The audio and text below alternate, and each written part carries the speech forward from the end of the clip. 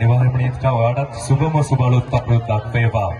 අහස බලාගෙන අහසම පිරික්සූ පොළව බලාගෙන පොළවින් වැඩගත්තු අහස පොළව මැද බුදු උණ මිනිස්සු අපිට කිව්වේ හිරු දෙවිඳුගේ මිනිස්සු අපිට කිව්වේ හිරු දෙවිඳුගේ මිනිස්සු හිරු දෙවිඳු යට මහ පොළව මත මහත් උදාර සංස්කෘතියකට උරුමකම් කියන අපි නේත්‍රා පසුගිය 14 වන දින ඒ සංස්කෘතියේ මහා මංගල්‍ය මහත් උත්සවශ්‍රීයෙන් යුක්තව සමරනු ලැබුවා.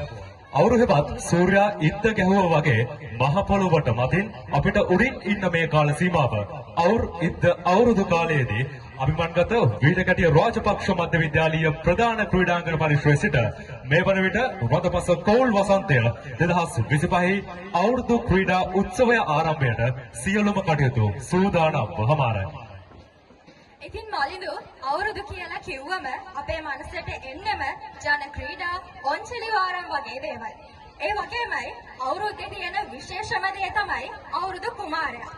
සාමාන්‍යයෙන් අවුරුදු කුමාරයා බක් මාසයේදී මේ මිහි කතට වඩිනවා කියලා තමයි අපේ ජනප්‍රවාදවල සඳහන් වෙන්නේ. ඒ වගේම අවුරුදු කුමාරයා සුදු රථයක නැගිලා සුදු මල් ගැවසූ රියන් 7ක් උස ඔටුන්නක් පැලඳෙන කියලා තමයි අපේ ජනප්‍රවාදවල සඳහන් වෙන්නේ. ඉතින් එවන් වූ වාසනාවන්ත පුණ්‍යවන්ත මාසයක අභිමන්ගත වීරකැටිය රාජපක්ෂ මධ්‍ය විද්‍යාලීය ක්‍රීඩාංගන පරිශ්‍රයේ සිට මෙසේ ආරම්භමට අවසරයි. මේ රදපස කෝල් පොළොසතය 2025